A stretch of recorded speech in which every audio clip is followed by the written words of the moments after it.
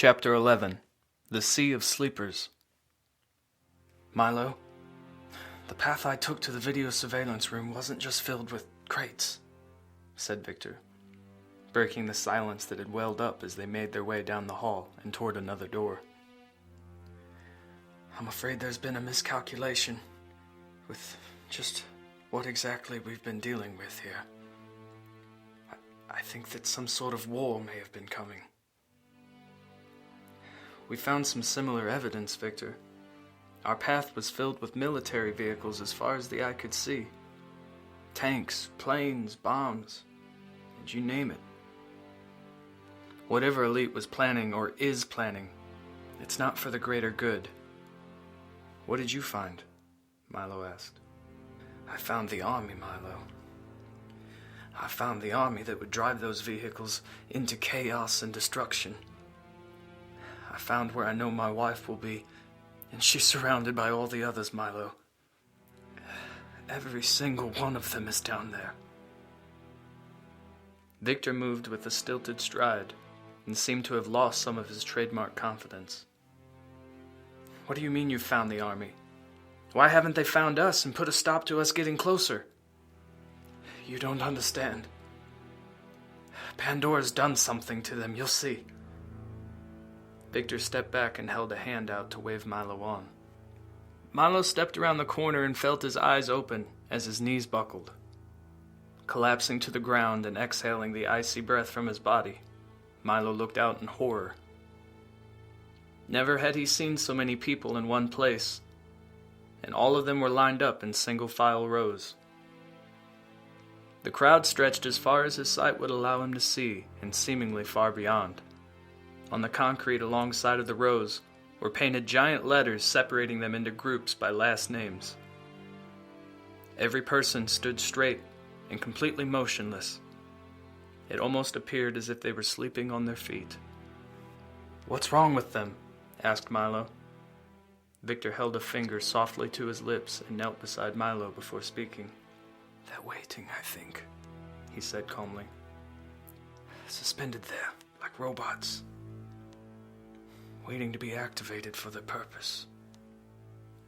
We don't want to wake them, Milo. Do you understand?" Milo nodded and looked back out into the crowd. "There's so many of them. Where did they all come from?" he asked. "Here and there, anywhere. I think you know the answer to that," Victor said as he fidgeted with his jacket. "So where is your wife, and how do we get her out of this place?" asked Milo. "They're all grouped by their last names, as I'm sure you've noticed. So at least we have that distinct clue on where to begin. But the groups are still massive, even when sorted by letters. I'll head to Group G to search for my wife and meet you there after you've had a chance to look for your family in Group B. I'll do my best to form an escape plan while we search." "Why shouldn't we just stay together? It doesn't seem like a good idea to split up in all of this," Milo said. "I need you to trust me, Milo," said Victor, turning very serious. "Please." For the first time, Milo felt some warmth and sincerity in Victor's voice. It caught him with his guard down, and Milo decided to go along with whatever Victor asked of him. "Fine," he said. Victor gave him a strong handshake and slipped off into the Sea of Sleepers. Milo watched as his black figure weaved in and out of the rows and disappeared into the shadows before trying to move himself into the crowd. For a moment, he found it incredibly difficult to move his feet, but he swallowed hard and made up his mind to walk. Slowly, he made his way towards Group B. Blank faces in the dark stood staring as Milo tried his very best to avoid grazing at any of their bodies. He didn't want to look on them and witness their features, but if he was going to find anything, he knew he had to keep his eyes open. It all seemed like a nightmare.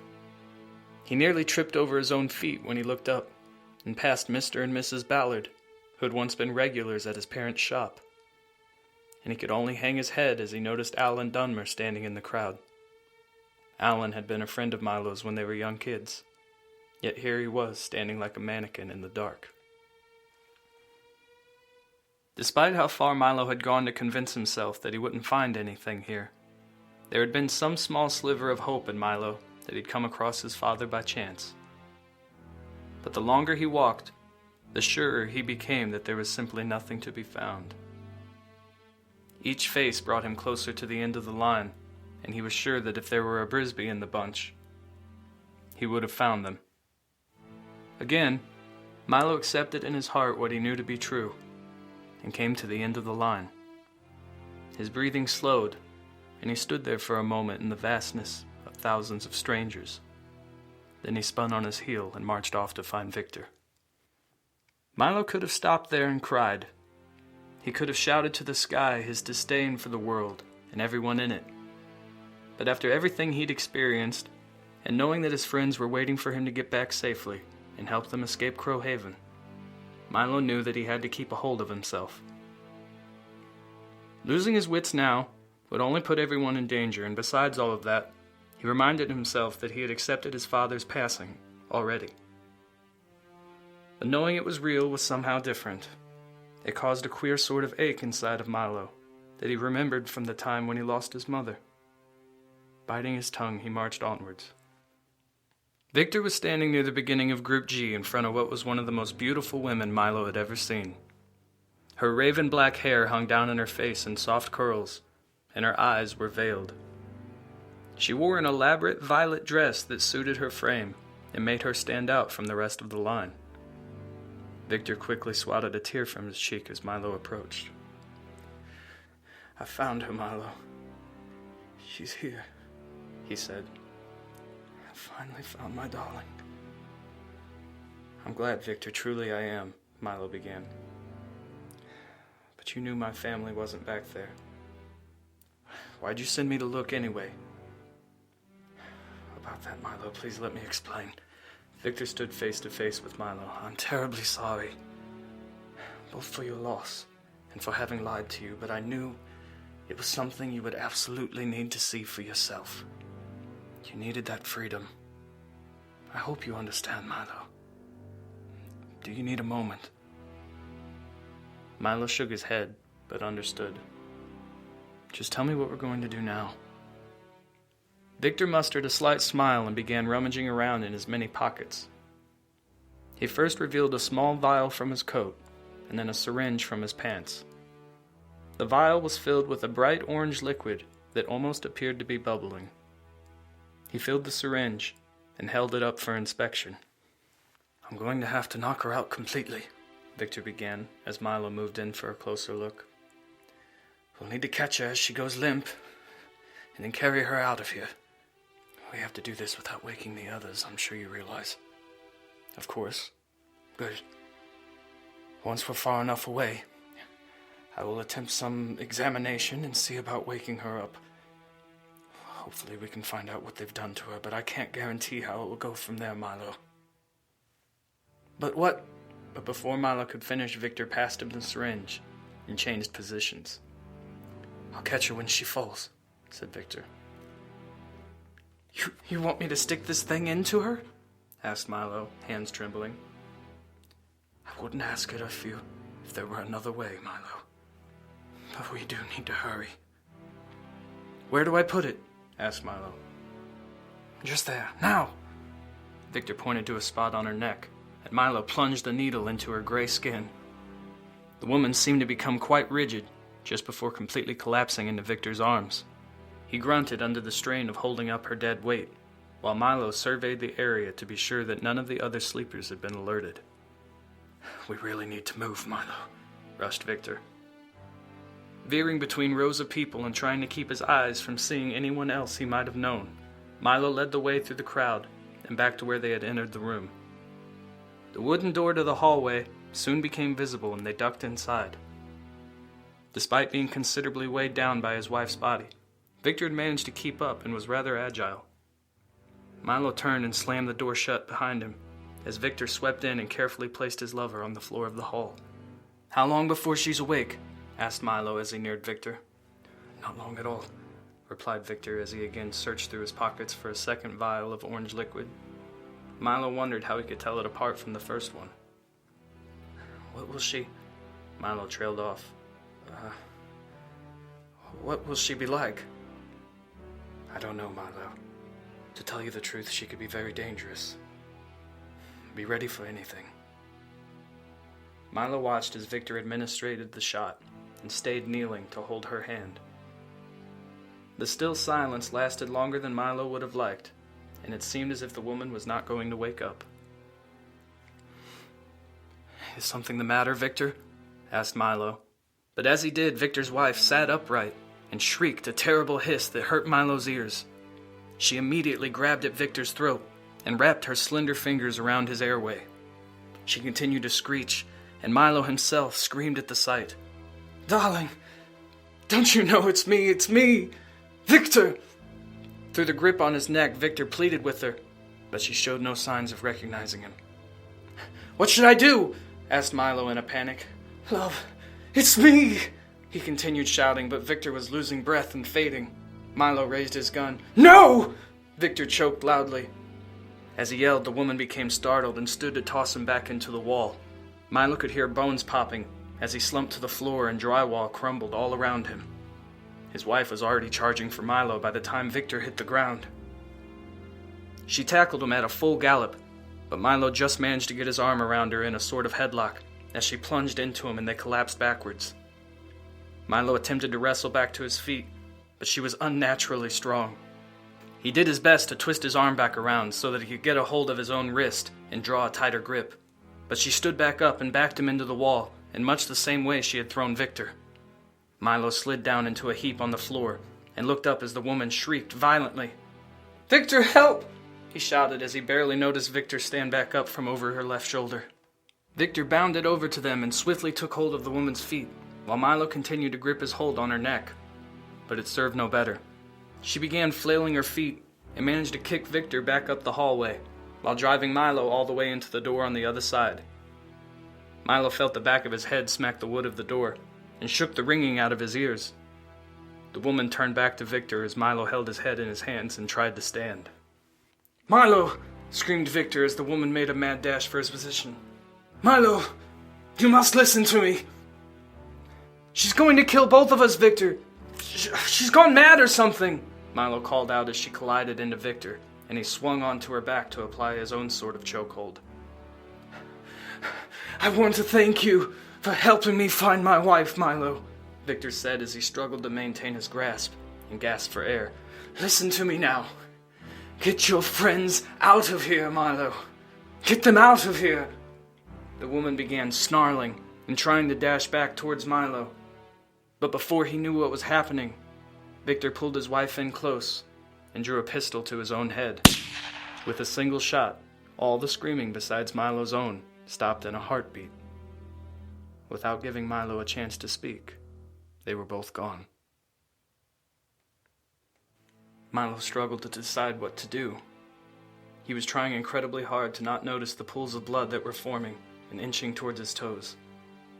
It didn't seem right to leave the two of them just lying there in such an awful place.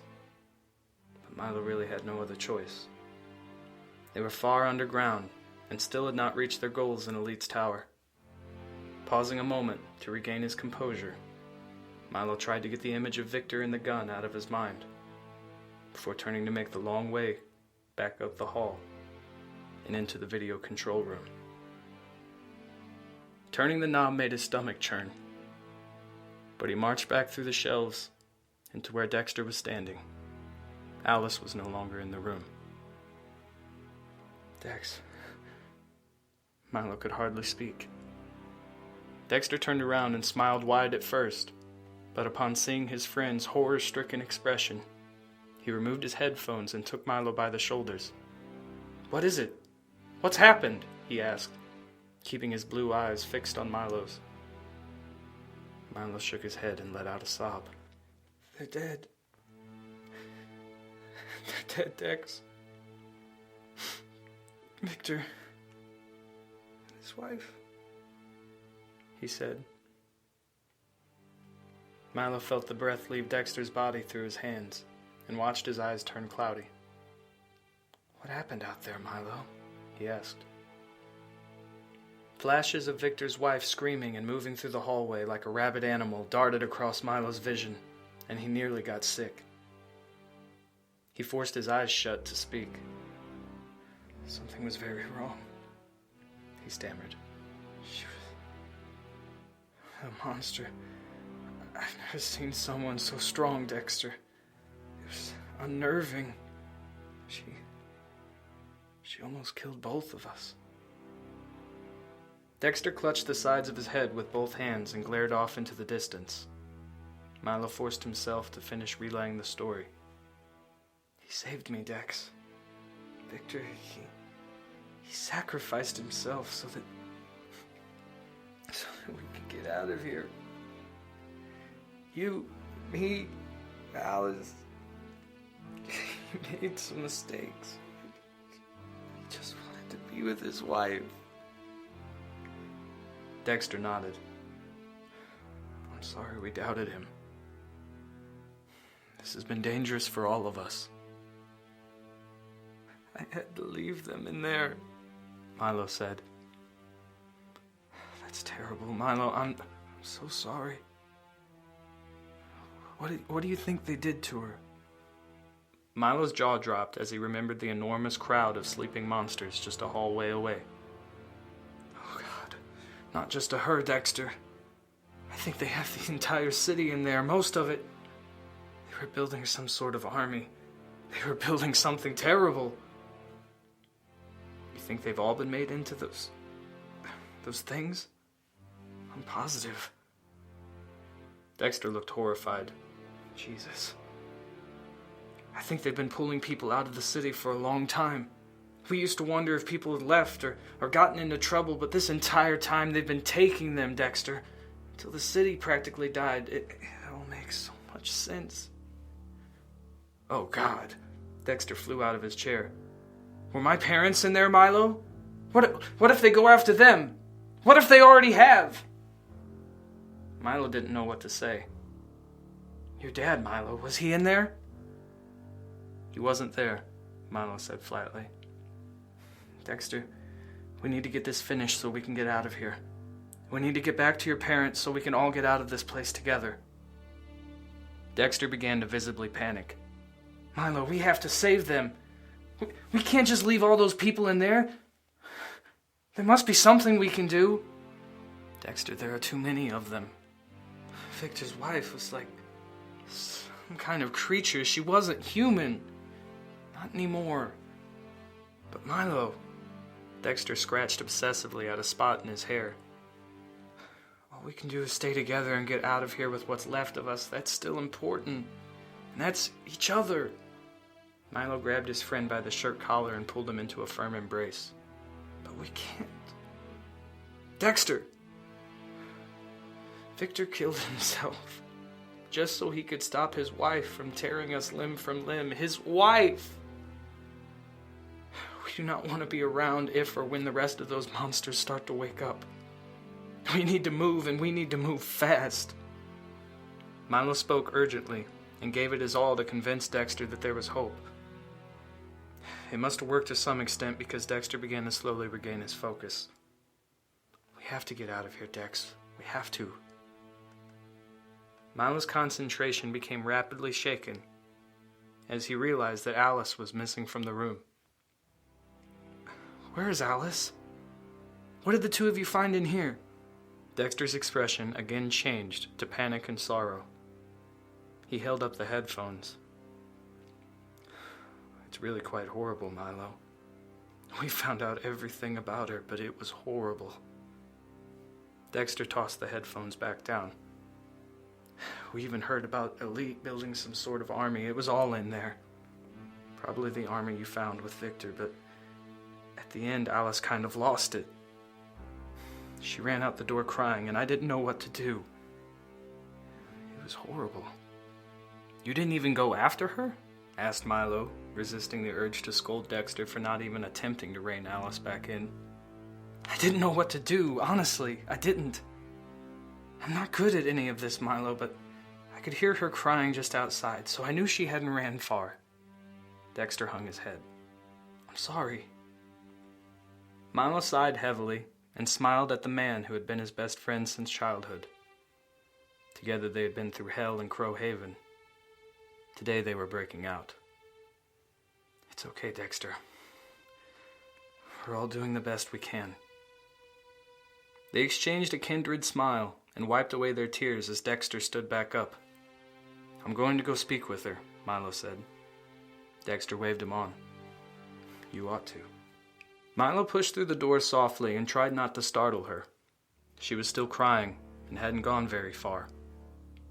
It struck him that he had never really seen her look so fragile. Her hair hung loose on her face and was soaked from tears. She shook her head as he walked out. Milo didn't know all of the details yet, so it was hard to figure out what he needed to say. Alice? He stammered as the door closed behind him. She caught her tears in her throat and looked up at Milo with eyes glowing. The sight of it choked him up and he had to hold back his own crying. She looked absolutely crushed. Milo, it's so terrible. Have you heard? Didn't Dexter tell you? She struggled to speak clearly through her sobbing. No, not everything. Milo sat down beside her and cautiously wrapped his arm around her shoulders. But whatever it is doesn't matter, do you understand? You're still with us and we're still going to get out of here. Nothing has changed. You don't understand, Milo, she blurted. You can't trust me. What? Milo tried to comprehend her statement. That's nonsense. Alice threw herself into his lap and continued crying. Milo shifted and tried to make her feel safe, but it was decidedly hard to feel safe in a place filled with military vehicles and weaponry. Even harder when Milo considered what had happened to Victor and the awful sight that they had beheld together in the room of sleeping soldiers. But Alice didn't need to know about that just yet. Milo, what if I get you both killed? What if that's what I'm here to do and we just don't know it? She asked, turning over to look up at him. That doesn't make any sense. She shook her head and began crying even harder than before, until Milo was prompted to speak up. Listen, we've been over all of this before and went through enough together as a group that we don't need to speak like this anymore. We've been through nightmares and hell, but we're a team and we might be all that's left around here. We must stick together if we're going to make this work, okay? Trust me. She smiled, but only a little. It soon faded. You don't understand, Milo. You need to see the tape before you make up your mind. I don't want you making a decision that puts you and Dexter at risk. If you think I need to watch the video, then I will watch it. But nothing that it could show me would change the way I feel about this. It won't change the way I feel about you. But you have to come back inside with me first. Milo stood up and reached out his hand. Please? Alice hesitated but relented. She took his hand and followed him back into the security room where Dexter stood waiting among the mass of fuzzy screens. Dexter, load the tape and give me the headphones, Milo said, as he directed Alice to sit down in a nearby chair. I need you to do something for me. Dexter moved in closer for Milo to continue speaking. I need you to explain what happened to Victor while I watch this video, Milo said. You didn't tell her? How do you expect me to tell her what happened? I didn't even see it, Milo. Dexter, we don't have time to handle everything gently. Dexter nodded defeatedly as he handed the headphones to Milo and pointed towards one of the screens. Milo sat down and Dexter pressed play.